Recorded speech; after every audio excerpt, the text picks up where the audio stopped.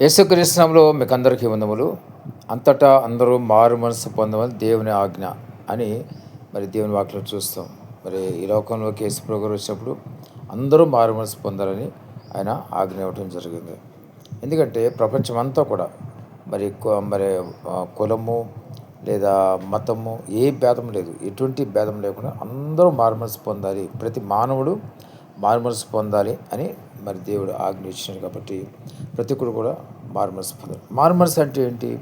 మారుమనసు అంటే చాలామంది తెలియదు. మారుమనసు అంటే మన మనస్సు నూతనపరచబడటం, అంటే పాత స్వభావం అంతా పోవడం. పాప స్వభావం వెళ్ళిపోవాలి, పాత స్వభావం కూడా వెళ్ళిపోవాలి. దేవుని వాక్యం ఒక మాట ఉంటుంది ఏంటంటే, హృదయం ఘోరమైన వ్యాధి గలది అని దేవుని వాక్యం సెలవిస్తుంది. కాబట్టి ప్రతి ఒక్కరు పుట్టిన ప్రతి వ్యక్తికి కూడా మారుమనసు అవసరం. అంటే మరి పుట్టుకతోనే జన్మ పాపం ఉంటుంది. అంటే మనిషే పాపంతో నిండిన వ్యక్తి.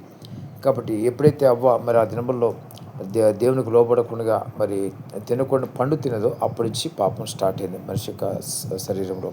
కాబట్టి గమనించండి, మరి ఈ యొక్క పాప స్వభావానికి మారు మనసు అంటే ఎప్పుడైతే మీరు పాప స్వభావం కలిగి ఉంటారో, నేను పాపిని మీరు గ్రహిస్తారో వెంటనే దేవుని దగ్గర రండి. చేసిన ప్రతి పొరపాటు పాపాలన్నీ కూడా దేవుని దగ్గర ఒప్పుకొని విడిచిపెట్టండి. ఎన్నెన్ని పాపాలు చేస్తారు, ఎన్నెన్ని ఘోరాలు చేస్తారు, ఎన్ని రహస్య పాపాలు చేస్తారు, అన్నీ కూడా దేవుని దగ్గర రహస్యంగా వెళ్ళి రహస్య సమయంలో మీరు రహస్య స్థలాల్లో మీరు కూర్చుని ప్రార్థన చేయండి. కూర్చుని దేవుని దగ్గర కూర్చుని అన్ని దేవుని దగ్గర చెప్పండి. వాటిని అన్నింటిని విడిచిపెట్టండి. వాటి నిమిత్తం చేసిన తప్పుల నిమిత్తం పశ్చాత్తపడండి.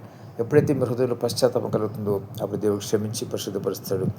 పరలోక రాజ్యానికి మిమ్మల్ని వారసులుగా చేస్తాడు. ఒకడు మరణించిన లేదా రెండు రాకలు వచ్చి కూడా దేవుని దగ్గరికి వెళ్తారు. గమనించిన ప్రతి ఒక్కరు కూడా మీరు ఎటువంటి పరిస్థితులు ఆశించదు.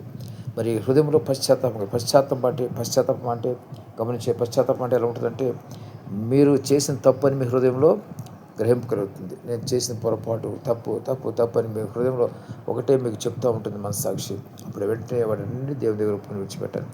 అంతేకాదు, ప్రతి ఒక్కరికి గమనించండి, ప్రతి దినం దేవుని దగ్గర ప్రార్థన చేస్తుండాలి. ఎందుకంటే పాపాలు జయించడానికి శక్తి కావాలి. కాబట్టి ప్రార్థనలో దేవుడు మనకు శక్తిని అనుగ్రహిస్తాడు. దేవుడిని అడగండి, ప్రభా మీ శక్తి నాకు దయచేయండి అంటే ప్రతి దేవుడు ఆయన శక్తిని అనుగ్రహిస్తాడు. ఆయన పునరుద్ధాన శక్తి, పునరుద్ధాన బలంతో పాపాన్ని జయించగలుగుతాం. కాబట్టి ప్రతిదినం ఉదయం లేచి ప్రతిదినం విడవకుండా ప్రతిదినం మరణించే వరకు కూడా ప్రతిదినం కూడా ప్రార్థన చేసి ఆయన శక్తిని పొందుకుని ఆ తర్వాత దినమంతా గడపలసి ఉంటుంది. కాబట్టి గమనించిన ప్రతి ఒక్కరు కూడా త్వరగా మీరు మారుమనసు పొందండి. ఎందుకంటే రెండవ రాకడ సమీపంగా ఉంది.